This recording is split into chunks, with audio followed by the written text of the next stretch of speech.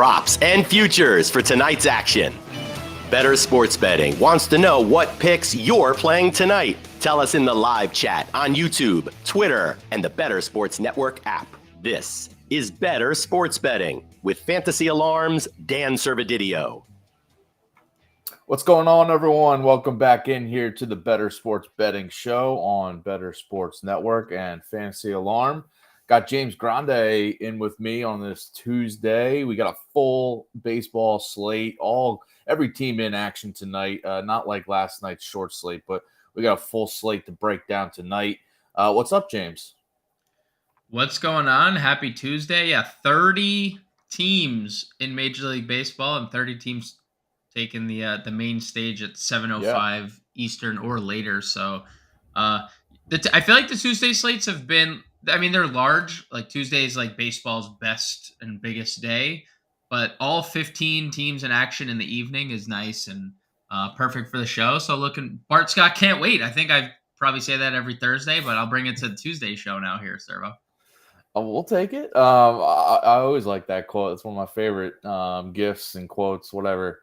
But yeah, we got plenty of props and bets to give you guys today. We got some Padres news of Yu Darvish getting scratched at the last minute, which James is scrambling here to find some more bets here. But or he's just you're gonna ride the bets out that you had expecting Darvish to be out there. Who knows? But we'll get to some of those and some other games that we're looking at today. If you haven't already, by the way, go over to fantasyalarm.com right now. Get the draft guide, the fantasy football draft guide. We got new articles coming out every day. So if you're into fantasy football or you want to dive into it this year, if you have yet to play in a fantasy football league, we got plenty of help over there. You could use that all-pro subscription at Fantasy Alarm to get the draft guide for free, and or it's just $26.99. So dive into that, the Fantasy Alarm Fantasy Football Draft Guide. Let's dive into our best bets for tonight's slate. James, what is your top pick for Tuesday night? So my top pick tonight is going to be Fernando Tatis Jr. over 1.5 total bases, and that's minus 140 on DraftKings Sportsbook. He has been amazing of late, and he's been especially good against left-handed pitching this year. The Pirates are sending 77-year-old Rich Hill to the mound. actual age, not a unrealistic one. He's just a couple years older than Julio Franco when Julio Franco ended his playing career. But Rich Hill has been hit hard by right-handed bats this year. 213 ISO allowed, 341 WOBA, two righties, 31% line drive rate, almost a 54% hard hit rate. And when you look at Fernando Tatis, he has excelled against lefties. 368 ISO, 470 WOBA. He doesn't strike out a lot. He has a high walk rate. Like everything just fits the bill for Fernando Tatis. I almost went up, Servo, and took the 2.5 hits, runs, RBIs for Tatis today is how confident I'd be. Because later in the show, he may or may not also be my home run call. So that would knock out everything in one swoop. So I think all the Fernando Tatis props tonight are going to hit. So whatever, even if you wanted to play some home run waterfall prop on Fernando Tatis tonight, I wouldn't be opposed to it because I think he's in for a big night against Rich Hill. Yeah, sometimes we see those hits, runs, RBIs, props, get juiced up to the 2.5 or very heavy on the over 1.5. And he's one of those tonight. I'm looking at, this Padres Pirates game, and he's the only player from both teams with the 2.5 prop there for that one. So for good reason, because he could go deep and hit that over in one at bat. So, or hits an RBI single, right, or RBI double, and then next at bat he's getting a single again. So yeah, good call on that one. My best bet, also player prop. We're both going player props for our best bets here. Tyler Wells over 5.5 strikeouts. Got it at minus 122 on FanDuel. Baltimore Orioles starter here going against the Cincinnati Reds. I just really like Wells's prop here at 5.5. It's just a K or two too low for me. He's averaging 6.1 strikeouts per start since moving into the Orioles rotation in April and early April. And he's been over this 5.5 line in 7 of his last 8 starts, 6 of 8 home outings this season. So he's comfortable pitching in Baltimore, even though it is a more hitter-friendly park there. He's been striking out plenty there. And has been better at home, too. 2.52 ERA at home, averaging over a strikeout per inning in his home starts this year. Facing the Reds here, who I've been very high on and, have been back in their team totals and games they're playing in and back in their overs. It's been profitable, but I think they could still do damage, but also strike out a decent amount here against Wells. Reds have a 25% strikeout rate against right-handed pitching over the past week. So, just a little bit higher than their season-long average. They're still, doing plenty of damage offensively, but they are striking out just a little bit more with some of that youth in the lineup. And a big factor for tonight, by the way. So last night we had this Reds-Orioles game, got an early rain delay. Yep. Cole Irvin, the Orioles starter, only went 3 innings. The O's had to go to their bullpen early, used a bunch of different relievers starting in that 4th inning after the delay. So I think they're going to be looking to Wells to go a little bit deeper, push him to the 6th or 7th inning. He's been throwing between 90 and 100 pitches in most starts lately. So I think he's going to be getting to that close to that century mark and probably pitching 6-7 innings. And if he's getting that, I mentioned his strikeout average. He should hit that over 5.5 and get to at least 6 here. So yeah, going with Wells over on the strikeouts. Yeah, I love that. He's been pitching really well on the year, and that was low-hanging fruit there. What? I don't know what happened. You didn't even realize you just made the joke. Okay, okay. No, what? I don't know what you're talking about. Yeah, and honestly, like, I like that, and any damage that like you would expect come from Cincinnati doesn't happen as much in Baltimore. We know how that park has shifted kind of towards a pitcher's friendly atmosphere. So anything that usually leaves Great American might not be leaving Baltimore, and keeps Tyler Wells in the game for longer. So I like that. Yeah. One of the more surprising, I would say, strikeout arms across baseball this year. Yeah, he's been okay. I mean, on tonight's slate, it's one of the strikeout props that really stood out. So there weren't a ton of strikeout. I know last night I went to like 3 different ones I gave out on the show. And by the way, hit on a Justin Verlander under prop that we had a bet, me and Howard. So he has to be singing on tomorrow's show. So tune in tomorrow. Go. He's got to sing a song that our producer Aaron Bernard picks out. Or his young daughter has to pick out for that. So we'll see what song he gets to pick. Adam, any update on what song Howard might be singing? I can confirm it's from the Troll soundtrack. So that's all you're gonna get. So Howard, if you're watching, we'll be getting in touch to see what song you have to sing there. But anyway, strikeout props. Not a ton I love tonight, but I like that Wells one. By the way, if you haven't already, go check out the MLB DFS playbook for tonight. All the DFS content we have for tonight's slate if you want to build some daily fantasy lineups along with your bets. Josh Wagner has our best bets article up on the site right now that you can get with that All Pro subscription. So definitely go get that and check all that out. We got Prize Picks video by Colby Conway, my own Underdog Plays article.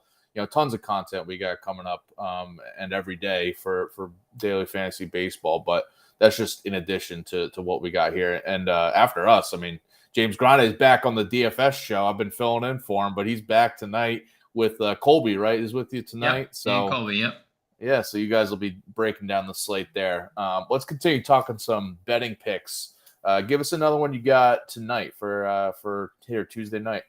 Yeah, so I did find a strikeout prop that I liked, Servo, and it's actually the same number that you got Tyler Wells at, and I'm going to go with Bryce Elder over 5.5 strikeouts. And what I liked about this, and I didn't love when you look up Bryce Elder and his strikeout numbers on the year, he's not a big strikeout arm. He is a ground ball first pitcher through and through.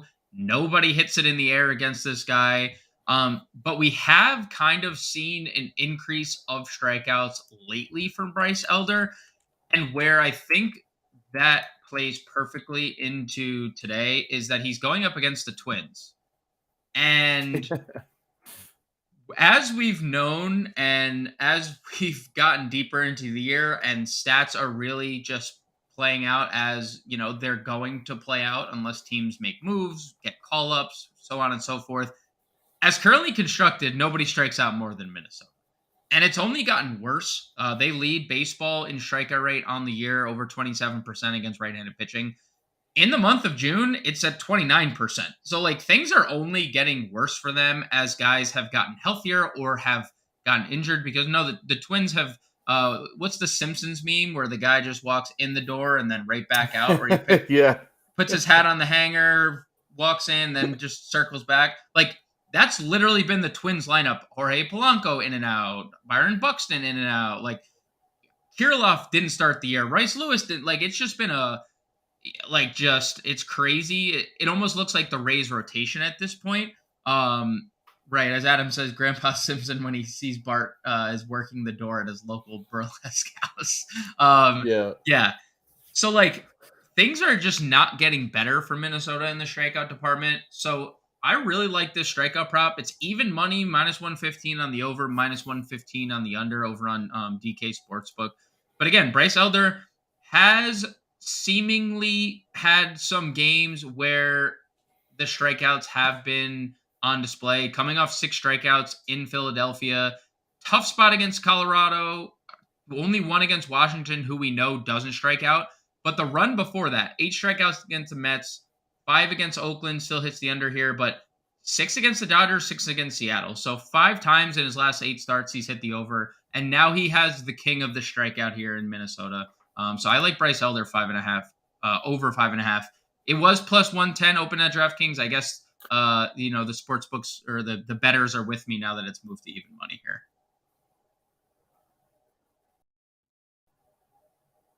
Spencer Strider struck out 10 last night, or was it 10 exactly? Yep. And I remember his K prop yesterday was at 9.5, and I was very wary of taking that because it was so high. But I think I said on either on this show or the DFS show that I wouldn't be surprised if he hit double digits again because of that matchup against the Twins. So yeah, I could see Elder doing his thing, hitting the over on the strikeout prop as well.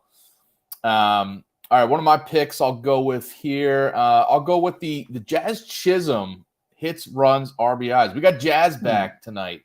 I don't know if people realize this, but he's been out since mid-May. He's been on the IL with his turf toe injury, but he's back. He's hitting 4th in the Marlins lineup, which is interesting. They're sticking with Luis Arias at leadoff there and putting Chisholm at 4th. So that's why. Originally I thought he was going to be hitting leadoff, and I still like this prop because he'd have a chance to score some runs in addition to getting a hit or two. But hitting 4th, he's going to have some RBI chances here. But this is a prop I'm just kind of going with to, Chisholm in his first game back, facing Garrett Whitlock for the Red Sox, who, he's been decent at times, but still has a 4.50 ERA this year. Not impressive at all. And I think the lefty hitting Chisholm against the righty Whitlock will have some success here.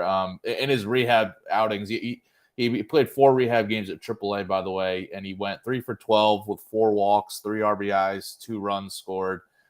So, decent. He's doing some things. But I think tonight, just in his first game back, I feel like at least Arias is going to be on base when he's up at one time. So maybe we can get an RBI single and hit this over. I'd be shocked if Arias is only on base 1 time for him at this point. Yeah, well, exactly. It's like this guy has been absolutely as good as it's been in some time. I like that. And before the injury, Chisholm had really good numbers against right-handed pitching, especially in the power department, the 223 ISO. And that's where Whitlock struggled specifically, lefty power, 231 ISO allowed. So I love that.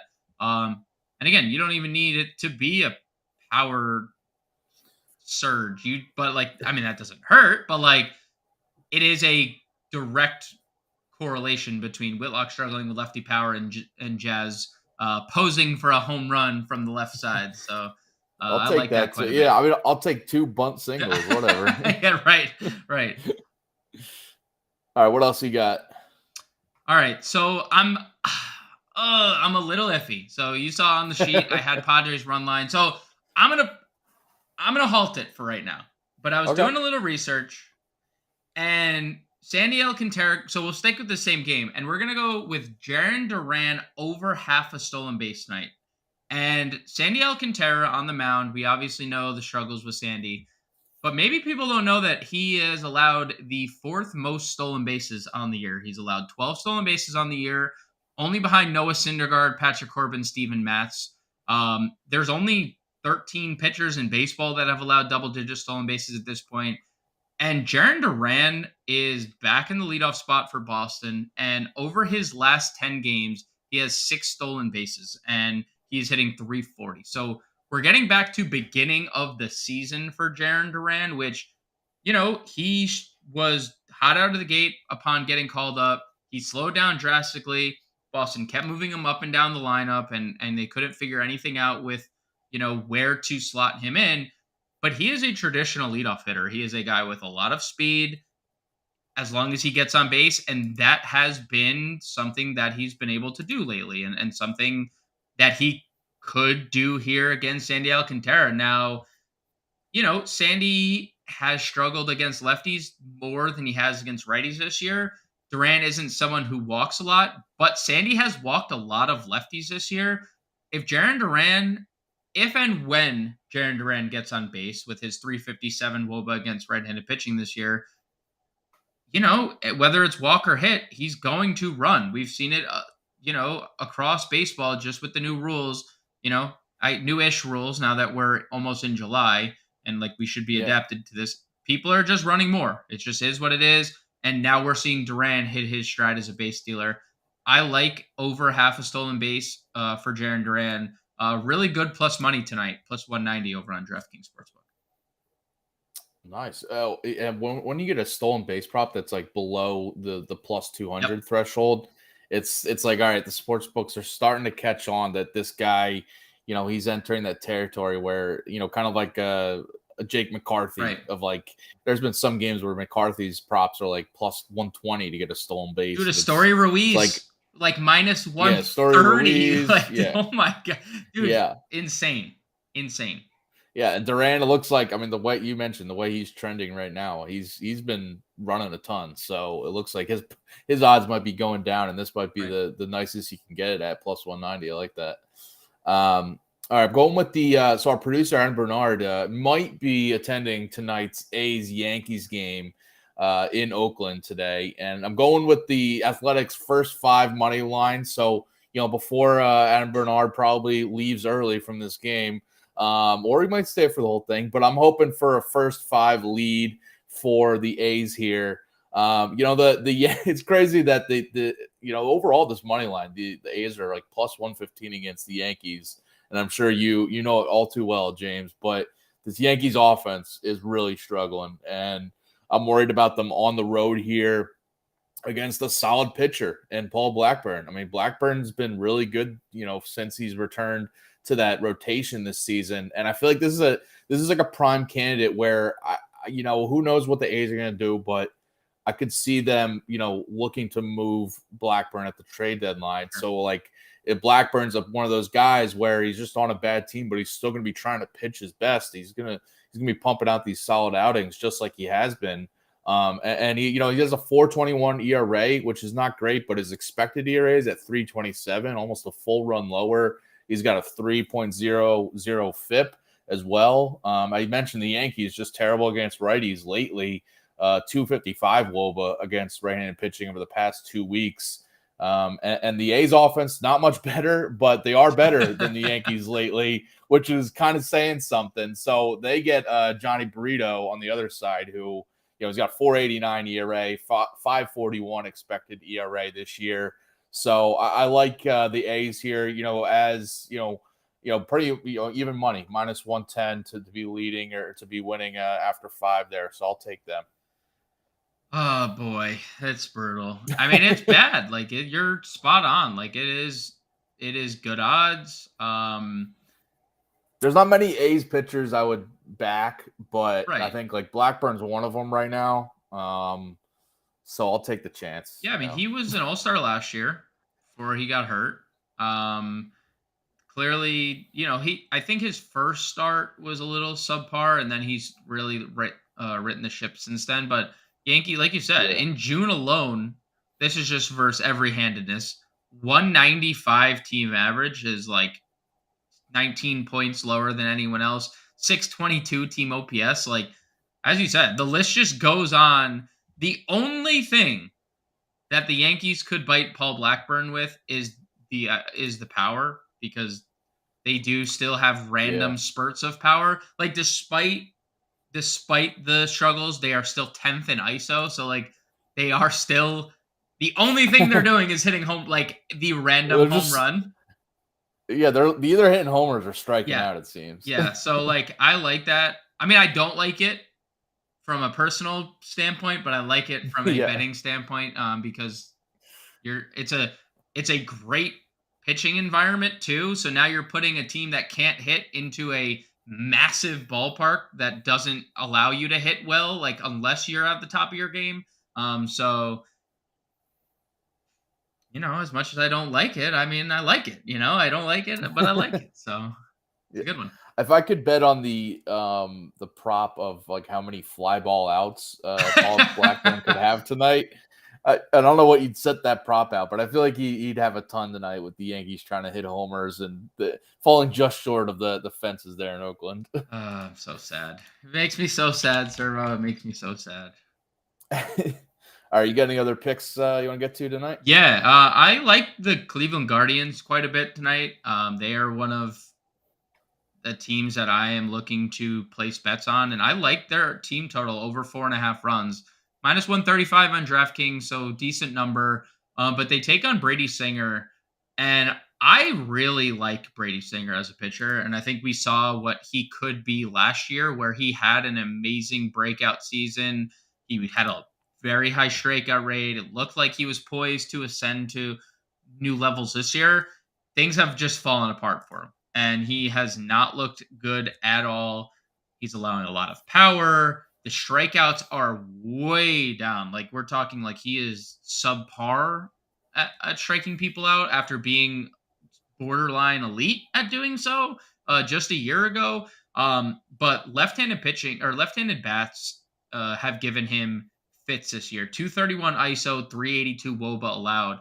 And the Guardians are throwing lefty upon lefty upon lefty. 7 in their lineup, including their switch hitters tonight.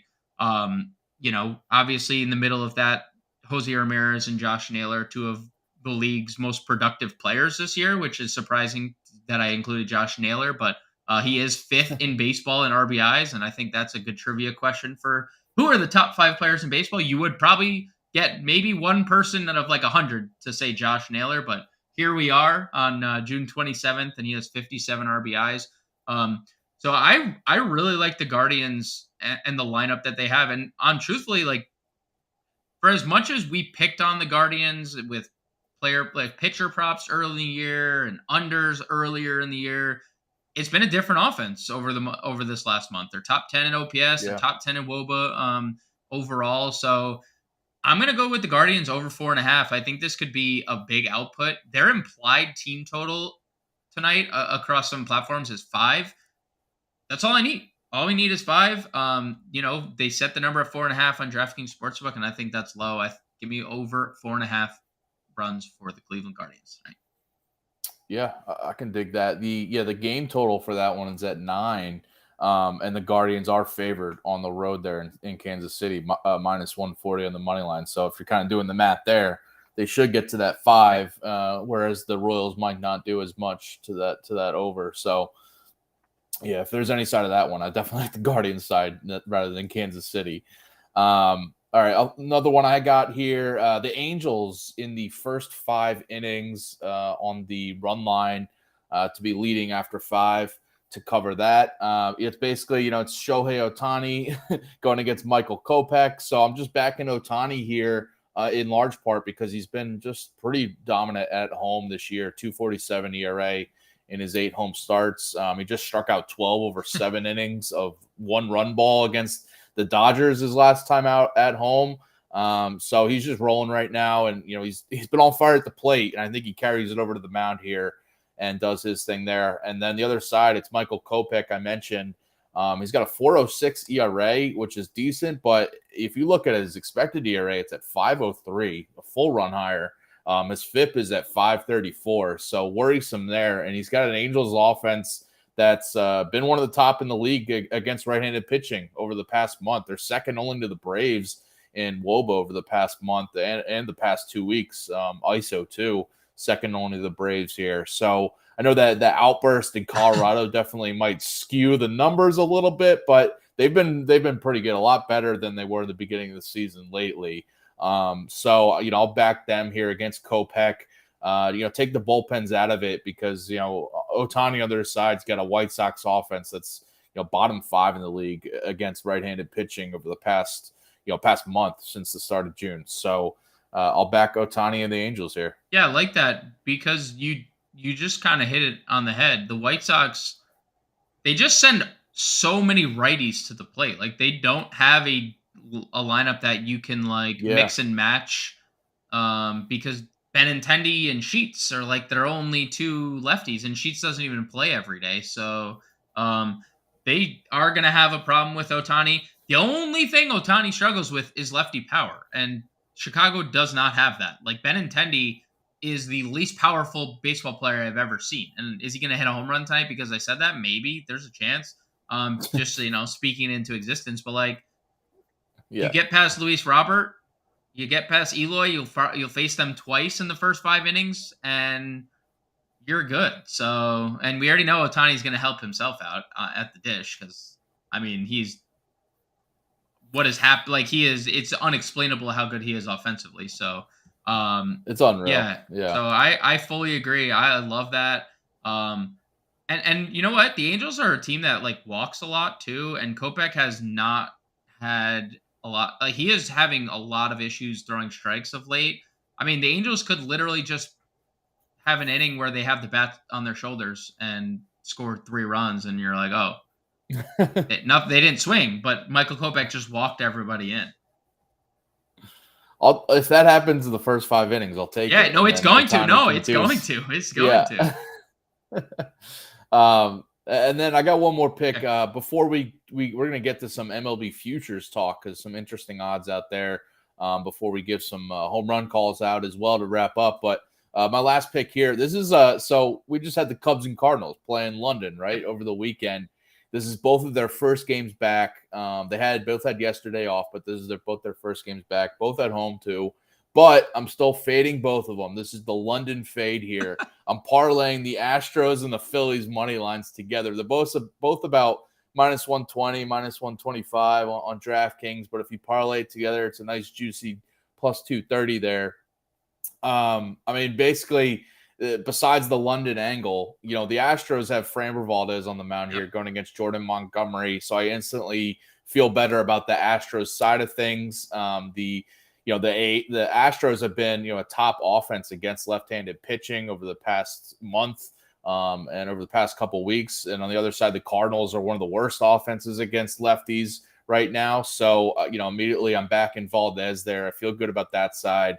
And then the other side, it's Ranger Suarez against Jameson Taillon, and I feel good about Suarez. He's got a 104 ERA over his last 4 starts in the month of June. Has really settled down after a couple of shaky outings to start his season. And Jameson Taillon's got a 6.71 ERA this year. I don't expect him to have a ton of success here against this Phillies lineup. So, I'm just parlaying the Phillies and Astros here, and just fading the sluggish bats, maybe some tired legs from jet lag, some time difference, factor here. So, I'm just going with that. Dude, I love that. That angle is something. And I'm sure you've traveled internationally, right? Never. Nope. Oh, never. Okay. Never. So for those that have, there's legit, you need more than a day. I know they had yesterday off, but you do need more than a day to actually get back into the swing of things. So I think it's just something that people can overlook. I feel like they needed to give them maybe another day or two off, but it's MLB wanted to get their games in. Of course. I think it's something to jot down. Like, if we continue this like London or international series, like how they're doing in football and stuff, let's jot this down to see how the results play out. And because if it comes around next year and like Yeah. both these teams get smacked tonight, you're like, oh, maybe we're on to something. But they also, maybe the MLB is listening to this show and they're like, maybe we need to give them a couple days off next year. Well, yeah, because I think this is the first time, right, Yep. that they went to London. Yeah, so we have no data on that. But I mean, those games in London, a couple of them were higher scoring. Right. So, the offense is there, definitely had the advantage. But yeah, I'm going with the Astros Phillies parlay there. All right, let's talk some MLB futures for the rest of this season, because there's just some interesting divisions, some interesting teams out there. And looking on DraftKings right now, I wanted to start with the NL Central, because this is a tight division right now. And you look at these odds here, the Brewers are at minus 115 to be the favorite to win that division. The Cubs next at plus 370, the Reds at plus 425. And then you get the Cardinals at plus 800. They open the season as the favorites at plus 115 there. And it's just interesting because the Reds are, currently leading the division. But the Brewers are favored there in terms of the division leaders. It's just really interesting when you look at that. Actually, the Brewers have retaken the lead now that I'm looking at it in the division. Half a game there. But the Reds are right there, and they've been obviously on this win streak lately and really competitive lately, but still tasty odds at plus 425. When you look at that, I mean, any team that you like based on those odds? This division is so flawed. Like, everyone is so flawed. And obviously the odds aren't the best, but I do tend to lean that the Brewers squeak out a division win by the end of the year. I think that they have the best pitching by far in this division, especially if and when Brandon Woodruff comes back. Like, they've only had Woodruff for 2 starts this year, and he's throwing bullpens, which obviously suggests like he's on the 60-day IL, and he's gonna work his way back. We're probably not gonna see him till after the All-Star break, but that's like essentially acquiring someone at the deadline. You're getting a elite front end starter, and they already have like a really good rotation. They have one of the best closers in the game in Devin Williams. They just need more consistency offensively. Like, Yelich is up and down, Tellez is up and down, Adames is up and down. But you look at the rest of the division, the Cubs are arguably as hot as the Reds right now. I know the Reds surged to the top of the division, but the Cubs also do have had a good stretch of games. But Stroman's now dealing with the blister, and he's been their best pitcher by far. They've been really inconsistent. I still think there's issues with their bullpen. The Reds obviously can score, but they have so much young pitching. A lot of these pitchers are like getting lucky. Like Andrew Abbott, who pitches for the Reds tonight, has serious peripheral issues. The Cardinals, I don't know what the heck's going on with them. Like, everything has gone wrong. And I think the Pirates are going to finish last by, like, even though they got off to that amazing start, like, they're plus 4,000 for a reason. They're falling from the sky. So, they've hit a cold streak. Honestly, like, and the Pirates, when you talk about that trade deadline, you mentioned, Woodruff possibly coming back for the Brewers. You always got to factor in which teams might be making moves. So, like, the Pirates are a team that could end up. I know there's been like rumors of they trading away maybe McCutchen or any other of their vets there. Probably, obviously not Reynolds, but anybody else, one of their pitchers, they could end up dealing away like a Rich Hill to someone. But on the other side, me and Howard Bender talked about this last week, talking about the Reds, because he liked taking the Reds as a future for them to win the NL, just taking a shot on them.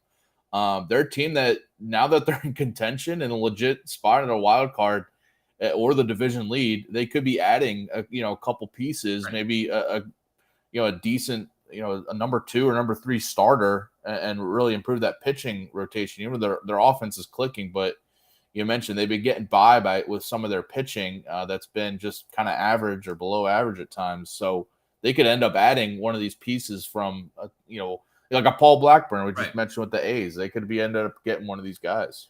I think the Reds first, they've obviously the whole Lodolo thing didn't go great for them.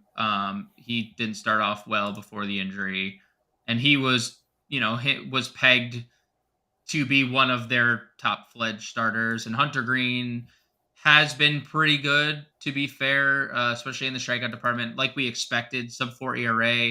But like, he's now injured, so they have two guys that won't be back until August, which gives them enough time.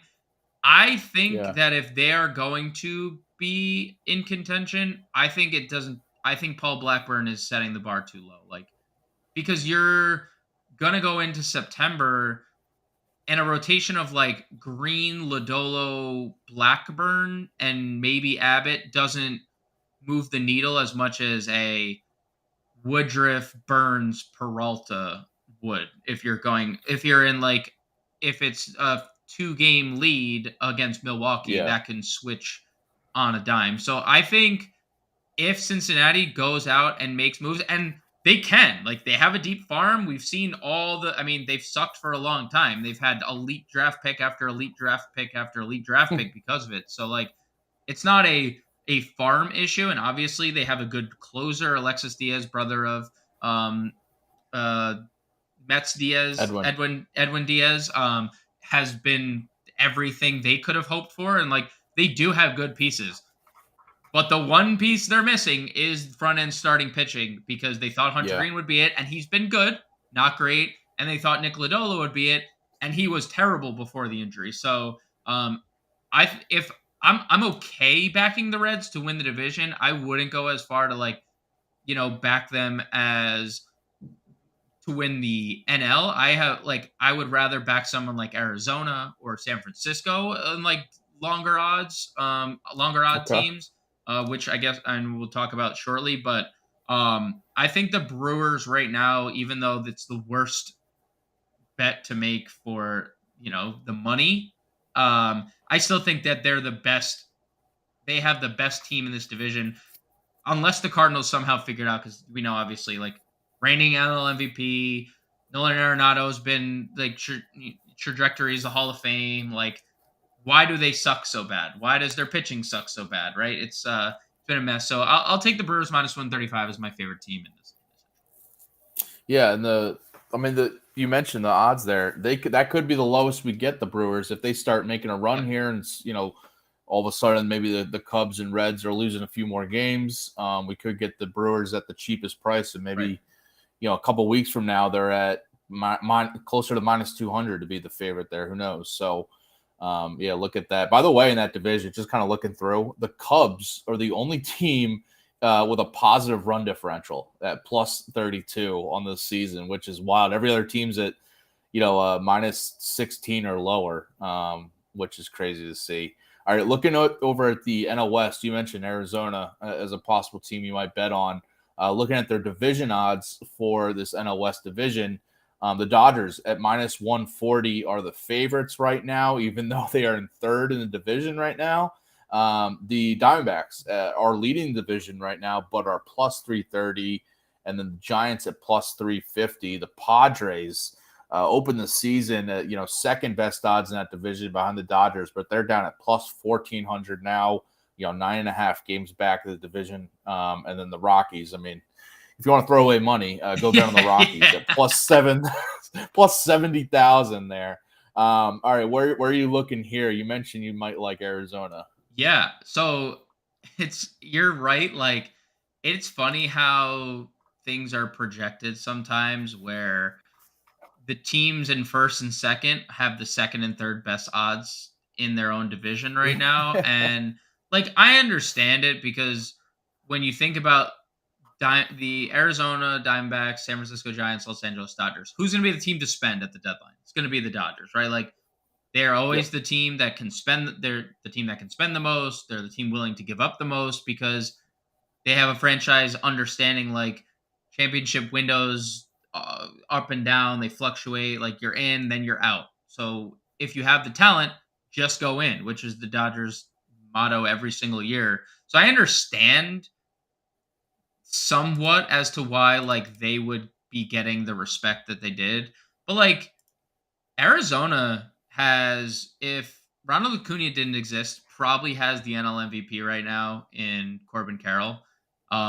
They have a very good lineup from top to bottom, especially with the emergences of like Geraldo Perdomo hitting ninth and like hitting 300.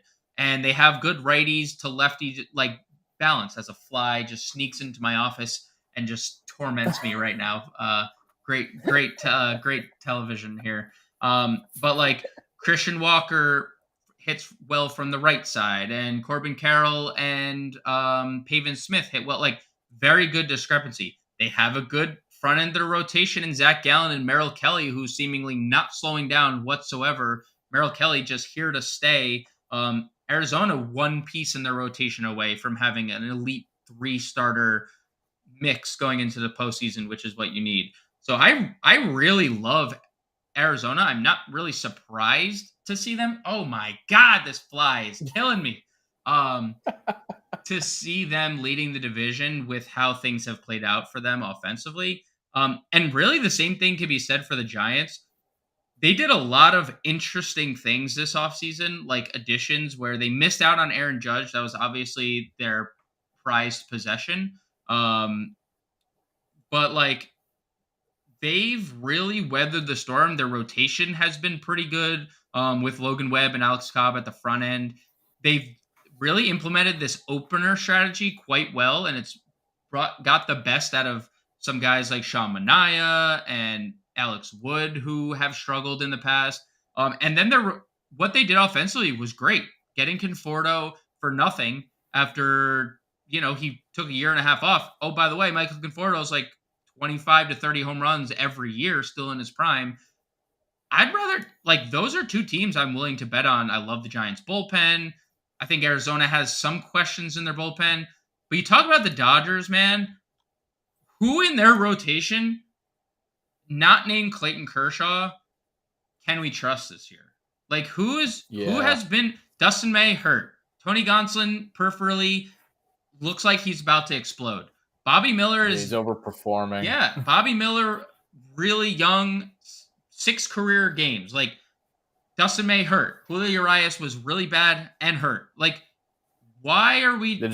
They're relying on Emmett Sheehan now. Dude, like, what are we... He's had him pitching before higher than AA before 2 starts ago. So, like, why are we suddenly so... Like, again, it's just the sports books giving the respect to the Dodgers, I think. And, like, I get it, but this, in a case where, like, versus the NL Central versus this division, I would much rather back one of these dogs at plus 330, plus 350 in Arizona, San Francisco than I would in the NL Central. But maybe that's just me.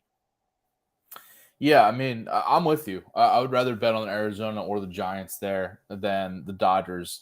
I think, the sports books, this is DraftKings, but they're probably back just kind of protecting themselves from the Dodgers making a couple of huge moves at the deadline. Maybe, like, if they're the team that go grabs Shohei Ohtani, at the deadline, then who knows if he's being traded. But, like, the Dodgers, you got to put as one of the favorites to go get him. But, players like that, any other, star on a struggling team, like, just like looking at different teams like the Cardinals, like if they really want to just start trading away guys, who knows? That's I would like the Giants at plus 330 there, and like the D-backs too. But the Giants are just sneaky, like they are continuing to get it done. It's just everyone keeps overlooking them, but they're like quietly. You mentioned it, like they go grab Sean Manaea and make him a bulk reliever, and it's like kind of working out. So. We got a question in the chat here asking about the Padres at plus 1,400 there. You got Tatis, Machado, Soto, and you can't win. Also got Josh Hader, Yu Darvish, Blake Snell. Yeah, Josh Gillum in the chat there. It's crazy that the Padres aren't, this is a team that was in the NLCS last year, and they are outside of the wild card picture right now, they are, they started out the season slow, and I think the offense has been a lot better. Their pitching is still an issue right now, and we just got the news today. Darvish gets scratched. I think it's just an illness though. It's nothing major. Yeah, but still, I mean, they're pitching outside of like a Darvish and Snell's been really good, but outside of those guys, you've got guys like Waka who's kind of overperforming right now, and their bullpen besides Hader isn't great. So, it's a weird thing for the Padres to be, not as good as they're not terrible this year, but they're not as good as you would have thought. So I am someone that would be willing to bet the Padres to make the playoffs plus 180. And I'm kind of with Josh here. Like, sometimes talent just trumps everything else. And it feels like now that this team is healthier than they've been, because we've now seen Musgrove back. We've seen Snell is pitching maybe the best since he's won his Cy Young. He's been incredible lately. Yeah. And the offense seems to be turning around. Now, it's been largely against left-handed pitching, so they need to, figure it out against right-handed pitching as well. They do have a pretty righty-dominant lineup outside of Soto and Grissom. So, I think the one thing San Diego needs to add is another lefty bat to kind of protect Soto and, protect their lineup in general. Because, look, 5 of their top 6 hitters are righties, outside, excluding Soto. Kim, Tatis, Machado, Bogarts. Cronenworth hasn't been that guy this year. He's hitting 220, and maybe they're going to rely on him to be as good as he's been in the years past. But I do think with Josh Hader back to where he was post-trade last, because he was terrible after the trade deadline last year. Now he's back. And the top half of that rotation, Darvish needs to figure it out, obviously, but Snell, Musgrove have been really good. Waka's been really good. As you mentioned, there's been a little luck, but he has been good. You add a lefty power bat plus 180, the Padres could go on a run. And I don't think they have a chance at winning the division because I think it's too good.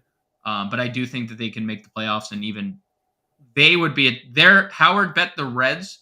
I would go and bet the Padres to win the West. That would be my if they went again, they would have to go out and acquire a lefty bat, in my opinion. Maybe their outfield is so inconsistent outside of Soto and Tatis. Whoever they plug in just doesn't get it done. But yeah, I think the preseason odds were there for a reason, and I think they can live up to it. They just need to make a couple additions. Yeah, the plus 180 to make the playoffs for the Padres is definitely interesting, though, because right now they sit 6.5 games back of the wild card, but they are, the teams in front of them are the Cubs, Cincinnati, and Philly, all just kind of been average, lose 2 games, win 3 games, that kind of thing. And we just mentioned the Reds and Cubs could hit some losing streaks at times. I could see the Phillies having a rough second half too. It's kind of all over the place, and the Padres, you kind of betting on the talent there, the overall talent. Right. Same thing with the Phillies. There may be a team that's they're even odds basically to make the playoffs too. So if you think their talent kind of wins out and they get their offense just starts clicking. So yeah, so there's some odds for you guys, some futures odds. Before we wrap up here, we got to talk some. Thank you, Josh. Thanks for tuning in here. We got some home run calls for us to make before we get out of here. So let's get to our daily dingers of tonight. You can put it on the board. Yes. Now that's a dinger. Nice. All right. Yeah, we got a very Simpsons-esque show here. You made a reference to the Simpsons earlier, and we got a little intro for it too. James, who you got going deep tonight? Yeah, I like the Hawk Harrelson. You can put it on the board. Yes, too. That was a good little touch. Yeah. I've previewed it. I previewed it at the beginning, a little tease. I'm going to go Fernando Tatis plus 275. I like how both you and I might avoided Coors tonight because that just feels a little anyone can go deep at Coors. We just saw 25 runs scored there. But I mentioned it earlier. I think Tatis loves his lefties. Rich Hill high fly ball rate, high hard hit rate, high power rate allowed to righty bats. So give me Fernando Tatis and his 368 ISO against left-handed pitching. Nice. I'm going with Jose Ramirez, who, if you look through some MLB BVP data, he is right at the top tonight, which you always take it with a grain of salt, but his numbers against Brady Singer are just very eye-opening. 438 batting average, 20 career plate appearances. It's not a huge sample size, but he's had a ton of success. 2 homers against Singer as well in that span. And just kind of matches up with Ramirez being on fire right now. 345 batting average over the past 7 games, hitting 397 with 6 homers over the past 15 games. And he's smashing right-handed pitching. You mentioned this earlier with the Guardians team total, but just smashing righties this year. 337 batting average, 967 OPS against righties. And Singer just kind of getting hammered more often than not this year. I know he's shown flashes, but 6.34 ERA, a 55% hard hit rate, just kind of hard to ignore here. So I'm taking Ramirez plus 400 on DraftKings. Honestly, he would have been my second pick if you stole Fernando Tatis for me. So I have nothing. I got nothing else to add. Like that, literally, if you had typed in Fernando Tatis, I would have typed in Jose Ramirez. So. There we go. We're on board here. And looks like Josh Gilman in the chat agrees with us. Jose Ramirez, one of his dong picks. He's got Machado and Lindor as well.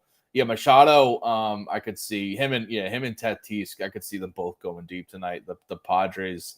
You would, before we get out of here, you would like their run line. The Padres in the run line, but I think Darvish getting scratched, and we got I forget his name now, Reese something starting in his place. So it's just kind of risky. But the offense, at least for the Padres, should do their thing. Yeah, Reese Neher. Yeah. Neher. It's Knehr. Like good. I mean, that has what a spelling of a last name. That is awful. But he had been awful at AAA. He had been awful on in his 3 appearances in the majors this year. So a little scary. They're still over a 1.5 implied more than the Pirates. So on the run line, bullpen games scare me when you don't know who's coming in after them. So right. I did like the Padres a lot. So moving away. All right, coming up after us, we got the Quick Pitch show with Quick Pitch MLB DFS show with James Grande pulling double duty with Colby Conway from 5 to 6 Eastern, getting you ready for this massive slate on the MLB DFS side of things. And by the way, if you haven't already, go check out that new show. We have a Better Morning every weekday, every morning at 8 a.m. Eastern here on Better Sports Network. We got, cover the top trending topics in sports betting, fantasy sports in general, hosted by Andrew Cooper, Corey Parson, Britt Flynn, and Howard Bender. And it's called A Better Morning every weekday, 8 a.m. Eastern on the Better Sports Network YouTube channel, Fantasy Alarm YouTube channel, bettersports.com, and the BSN app, everything. And that's where you can find us and find the next show, James and Colby talking MLB DFS. We'll be back tomorrow at 4 o'clock Eastern, giving you guys some more sports betting picks, MLB picks, and all that. But good luck with your bets tonight, James. Good luck with your bets tonight, and have fun on the DFS show. Thanks for joining me here. Of course, man. Thank you. See you guys. Better Sports Betting on the Better Sports Network.